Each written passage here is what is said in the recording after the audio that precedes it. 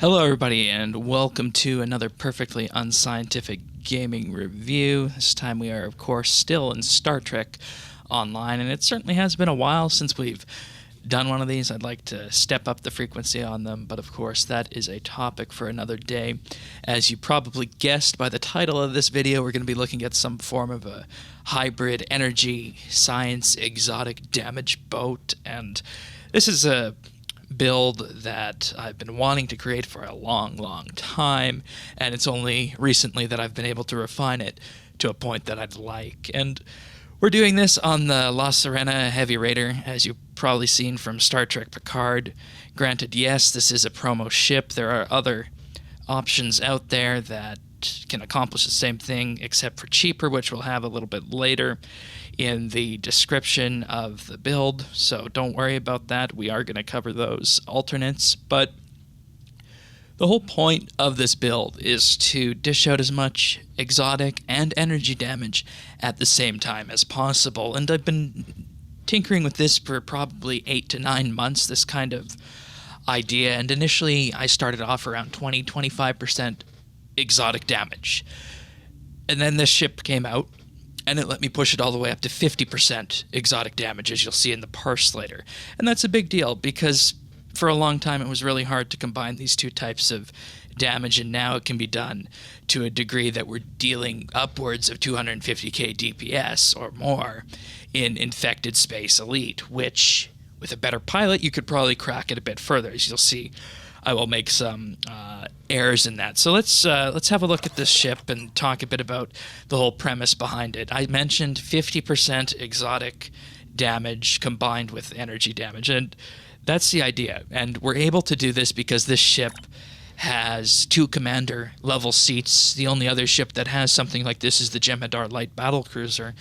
Here we have a commander tactical pilot and a commander, full commander universal seat, which I slotted as science. We also have a lieutenant commander universal intelligence, which is also helping out our science, and then a lieutenant universal, which we're using as engineering here. Now, in addition to this, let's just quickly go over the ship because this is something that many people might want to see. Here's the trait for the ship. We're not using it in the build. It's called maintained to regulation, as was seen in the Star Trek Picard episode where Rios shows that he has maintained his ship to Starfleet standards even though he's not in Starfleet. This will remove 1 debuff from yourself, and 10% just provides a flat 10% recharge time on bridge officer abilities whenever you activate a captain ability. Now, as for the trait of this ship, the console of this ship, it's called the Universal Fundamental Field Projector. It summons many versions of yourself as the La Sirena, effectively 9 photonic copies of yourself, as we saw in Star Trek Picard. Each is equipped with phaser beams, overload, fire at will, scatter volley, and lock trajectory. And it also doubles as a recharge ability, cooldown for all your bridge officers. It's effectively a minor copy of Photonic Officer if you wanted to throw that in to maybe help with your cooldowns overall. It also, of course, gives us just wholesale cooldown reduction to our engineering readiness, scientific readiness, and tactical readiness skills, which is going to help the cooldowns of all your bridge officers should you decide to use this console. And it is a Raider, of course, so we are dealing with 5 forward weapons, 1 in the aft, and an experimental weapon. We'll talk about what exactly we're using here right now. So this ship is something that I was able to put together with heavy emphasis on the phaser weapon type. It's something that synergized nicely with what was available to me.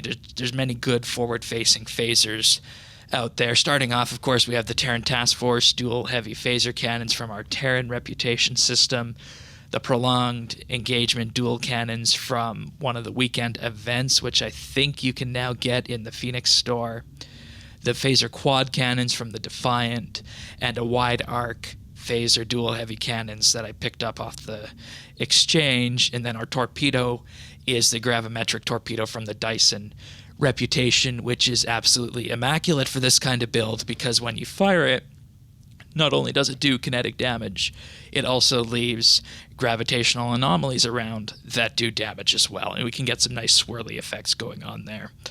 In our aft, we're running the Advanced Inhibiting Phaser Turret from the Gamma reputation. This is pretty much a filler turret. It's a heavy turret, so it does more damage than the rest, and that's why I went with that one. Deflector-wise, we're running the Protomatter Intervention Deflector from the Fleet Colony, and this one gives us a boost to our critical chance based on our HP. It's also been re-rolled to have impacts on Control Expertise and EPG, which you'll see why in just a minute. Actually, I'll show that off right now. We're running Heavy Control because we have Fragment of AI Tech, which gives us a boost to our control on its own, plus 50, but also a Cat 1 30% energy damage buff from just having highly spec'd control expertise. Our Impulse engine is the prevailing integrated engine from the competitive rip, and what this does is whenever we activate one of our tactical abilities, we get a cooldown reduction to those abilities and effectively a mini evasive maneuvers. Warp Core, we're running the Temporal Warp Core combined with the Temporal Shield set, and the whole reason for this is because of this two-piece set bonus that it gives, a 25% all damage buff for damage over time and hazard effects, which is your gravity wells, subspace vortices, and in this case also ionic turbulence, I believe. Then our experimental weapon is the Graviton Implosion Charges from the Mirror Angle. This one is neat because it also helps us group our targets together. When you fire it at something, everybody in the immediate area moves towards the center of wherever you fired it, and they also get a damage resistance debuff on that. Console-wise, we're running the Plasma Storm module. This is from the Heavy Raider. Also boosts our EPG and control expertise, but the main reason behind this is this Plasma Storm, which you'll see in the run. It says only 3571, but it does a lot more than that, and it is the big orange swirly thing that you may have seen in game and in other videos. Bioneural infusion circuits for critical severity and hull capacity and extra control expertise. A crafted exotic particle field exciter from the Exchange. We could go with the EPG variant of that, but that was just prohibitively expensive, so I opted for the control version. Then we have two restorative particle focusers from our Fleet Research Lab that gives us EPG and control expertise. And we're at a fairly comfortable amount of control expertise and EPG on this build. We're hovering at 297 EPG and 324 control. So we could change these out to something a little bit more EPG heavy if we wanted to. We maybe could look at dropping them for an extra universal, but this is in general the sweet spot about where we want to be. 300 EPG-ish for this kind of build, where EPG is an even partner to energy damage.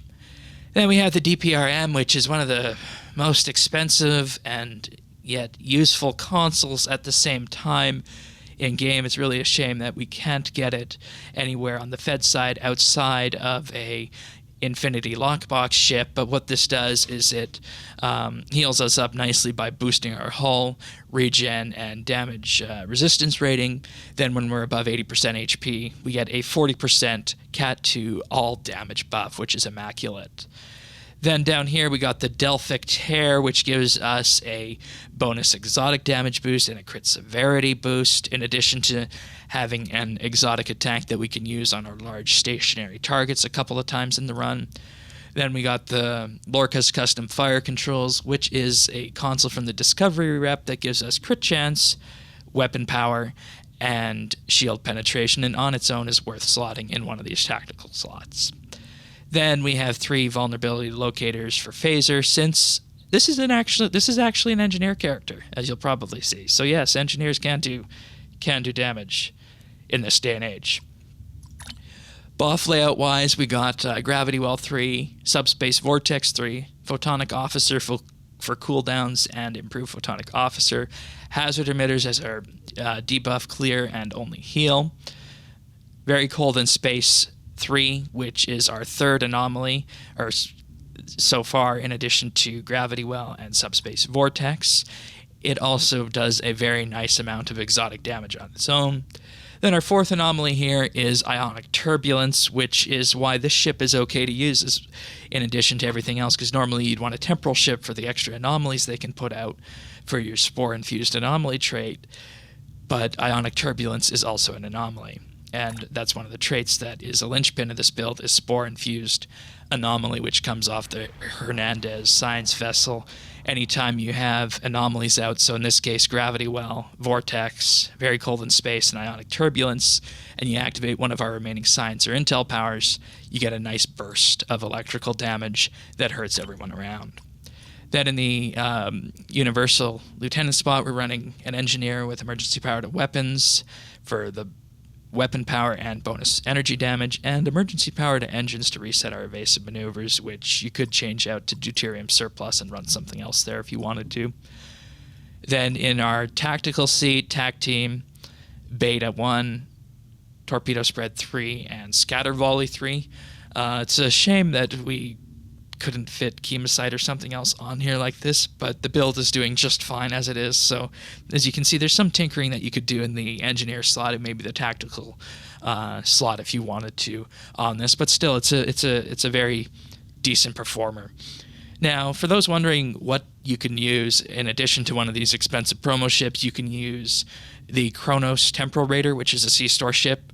You could also use the Earhart Strikewing Escort. Granted, it doesn't have Intel or Temporal, but it does have the science abilities to pull, or the science seating to pull something like this off. Then another really good choice would be the Recon Destroyer and the fleet version of that, because that one is yet another tactically science-focused ship with also Intel seating that you can kind of mirror the same kind of setup with. Now, in terms of the traits that we got, starting off, we have self-modulated fire. Whenever we crit, our energy weapons and projectiles gain 50% shield pen. Grace under fire. Whenever we take damage, Miracle Work, as it used to be called, Miraculous Repairs, now will be recharged. Fragment of AI tech I already showed off, but it gives us an energy weapon damage boost based on our control expertise, and just boosts our control expertise as well. Cannon training, which is a must if you're running cannons. I haven't got around to getting the superior version yet from K13, but that should definitely be done. Now, this is a relatively new addition that was added just before the run that you'll see. It's an Intelligent Agent Attaché, which comes from the Baul lockbox. And what this does is whenever your weapons get a crit, your captain abilities will recharge 2% of their ability recharge time. And that's important because we use our Nadion Inversion, our EPS Power Transfer, and this gem, which is amazing and is often overlooked for engineers. But if you activate this and you have up to 5 foes within 5 kilometers of yourself, you will boost your weapons and auxiliary power, which is important for this build because we are running primary weapon and secondary aux for our anomalies. But it also gives us a scaling between 10 and 50% Cat 2 weapon damage buff, which is effectively a free version of the DPRM console, which many people overlook and is one of the hidden gems of playing an engineer. Then Fleet Coordinator, which buffs our damage based on the number of teammates we have active. Duelist Fervor gives us a Cat 1 damage buff in addition to improving accuracy, which goes into our accuracy overflow, which helps the crit ratings of our weapons. This one might get swapped out in the future for something else, we'll see. Repair Crews, because this is a Raider, and if you're not running with the tank, it can get kind of squishy, so I keep this in here as a kind of failsafe. Then, perhaps the most important trait of this build, Particle Manipulator, from your Science R&D rep at level 15 gives you a 50% at most critical chance for your exotic abilities and a critical hit severity buff as well based on the skills that you have in your exotic particle generator skill. Starship trait-wise, Spore-Infused Anomalies, as I mentioned, from the Hernandez, and this is what makes this build special. We combine this with Gravity Well, Vortex, Very Cold in Space, and Ionic Turbulence, and then activate it by pressing Photonic Officer hazard emitters and override subsystem safeties. Emergency weapon cycles from the Arbiter that just makes our weapons fire a little bit faster and reduces weapon power cost. Improved Photonic Officer from the Tholian Itomi Lobi ship that gives us 25% bonus exotic damage whenever Photonic Officer is up, plus extends its duration for 10 seconds. Withering Barrage from the Tier 6 Defiant that just increases our scatter volley duration by 4 seconds, effectively bringing it close to global.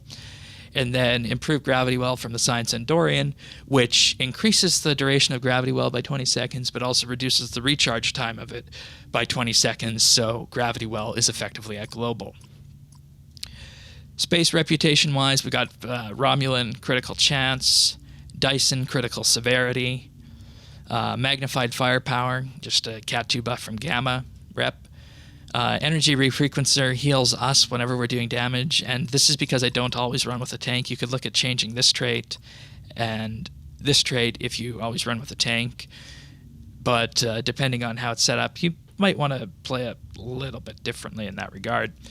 And then Particle Generator Amplifier, which is a 6.3% bonus Cat 2 buff, which I believe comes from the Iconian reputation system.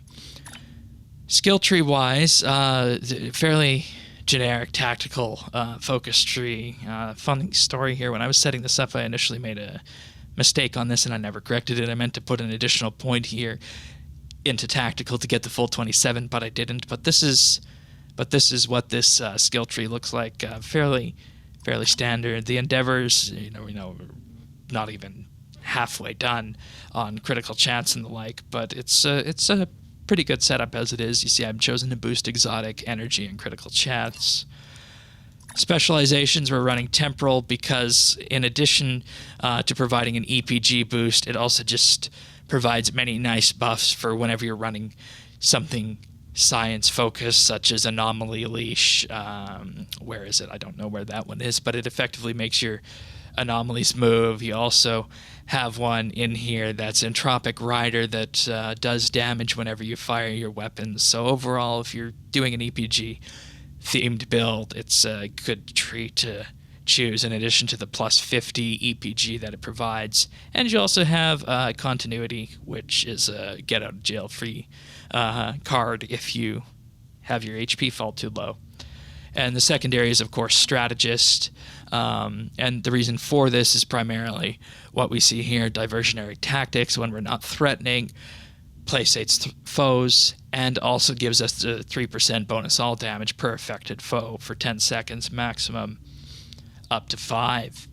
Now, duty officer-wise, this is a little bit difficult for this build because there's so many good duty officers out there in terms of the Borg ones, but they are all super expensive, so I just went the cheap route on this. We have the emergency con officer that recharges evasive maneuvers when we use emergency powered engines. 2 crit severity officers when firing energy weapons and a critical chance one. These guys could be replaced for Borg officers that boost exotic or reduce cooldowns, and I'm referring to, of course, the UV-47 officers, but they're just prohibitively expensive at this point. Gravimetric scientist to create aftershock gravity wells, and a Xindi biochemist for reducing threat after activating exotic damage, because exotic damage pulls lots of threat. So, let's have a look at the run and the parse, and we'll see you on the other side.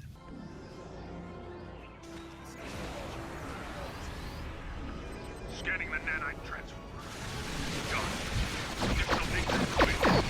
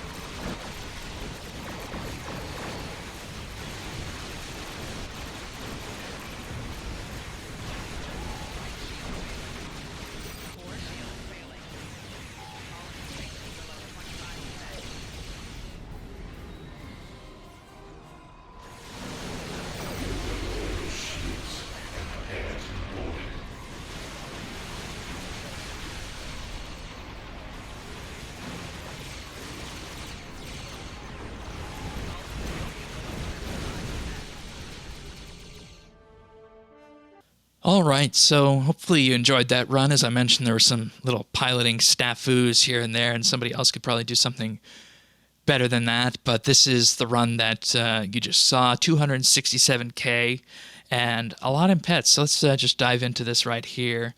Cryonic Turbulence, that's our Very Cold in Space 3. The Badlands Cyclone, our Anti-Time Entanglement, Singularity, which comes from Tier 5 Temporal Rep, and Ionic Turbulence. So a good chunk of damage right there. That's all exotic. Then breaking it down, we got our weapons going forward, 25 and 21K for the Terran Task Force, and prolonged dual cannons.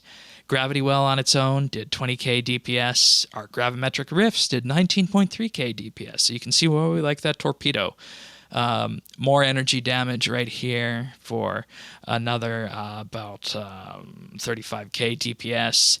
Subspace Vortex, our torpedo, Spore-Infused Anomalies, our our experimental weapon, the phaser turret, plasma storm, and it just splits down from there. And you can see we got a lot of exotic on here, and if you tally it all up out of the full 267k, it rounds out to be about 51-52% exotic, depending what you count as exotic. So this is something that has been one of the holy grails that I've been working on for a long time, and this ship finally allowed it to happen. All right, so hopefully you guys enjoyed that video, and if you did, give it a like, subscribe. I'd like to do more of these, focusing on science, because science is something that is underappreciated by many, but it's as powerful, if not more powerful, than the tactical side of the gameplay. So with that being said, we'll see you next time for another perfectly unscientific gaming review.